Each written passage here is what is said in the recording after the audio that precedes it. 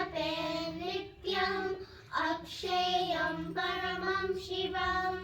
सर्वमङ्गलमाङ्गल्यं सर्वपापप्रणाशनं चिन्ताशोकप्रशमनम् आयुर्वर्धनमुत्तमं रश्मिमन्तं समुद्यन्तं देवासुरनमस्कृतं पूजयस्व विवस्वन्तं भास्करं भुवनेश्वरं सर्वदेवात्मको ह्येष तेजस्वी रश्मिभावनः एष देवासुरगणान् लोकान् पार्थिगभस्तिभिः एष ब्रह्मा च विष्णुश्च शिवस्कन्द प्रजापतिः माहेन्द्रो धनदः कालो यमः सोमो यपापतिः पितरो वसवः साध्य ह्यश्विनौ मरुतो मनुः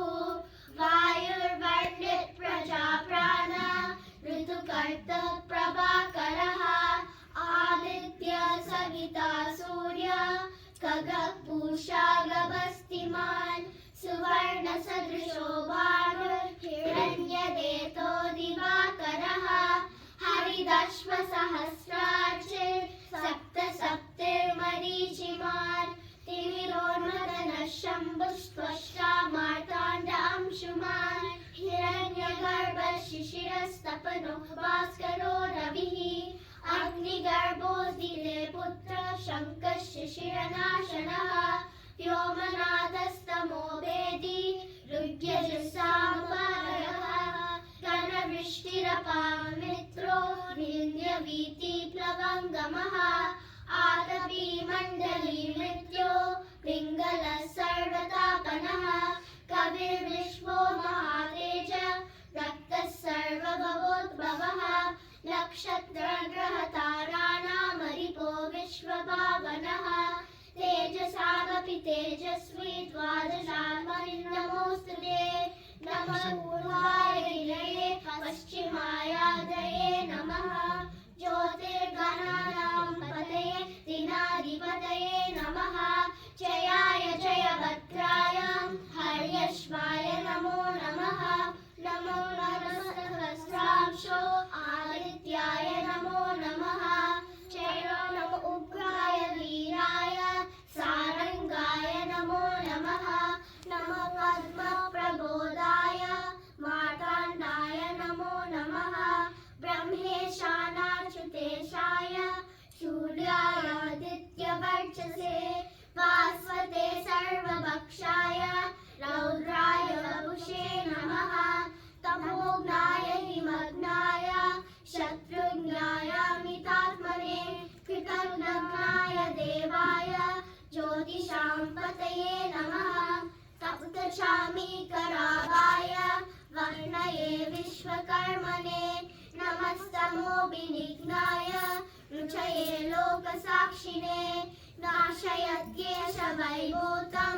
तदेव शिरति प्रभुः गायत्येष तपत्येष वर्षत्येष गभस्तिभिः एष सुप्तेषु जागर्ति भूतेषु परिनिश्चितः एष चैवाग्निहोत्रं च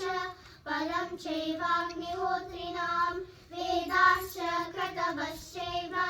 क्रतूनां फलमेव च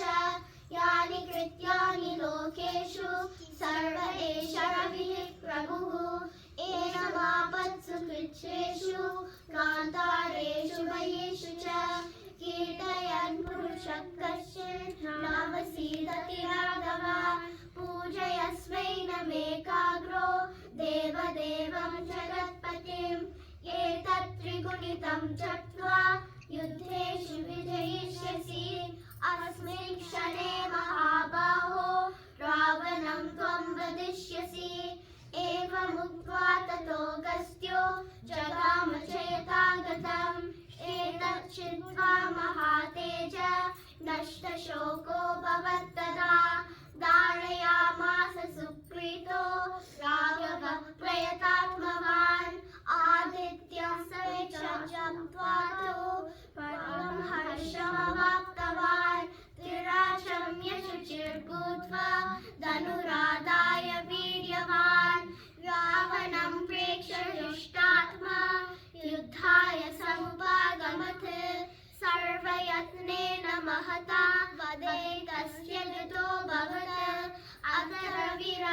तन्निरीक्ष्य रामं मुदितमनः परमं प्रहृष्यमाणः निशिचरपत्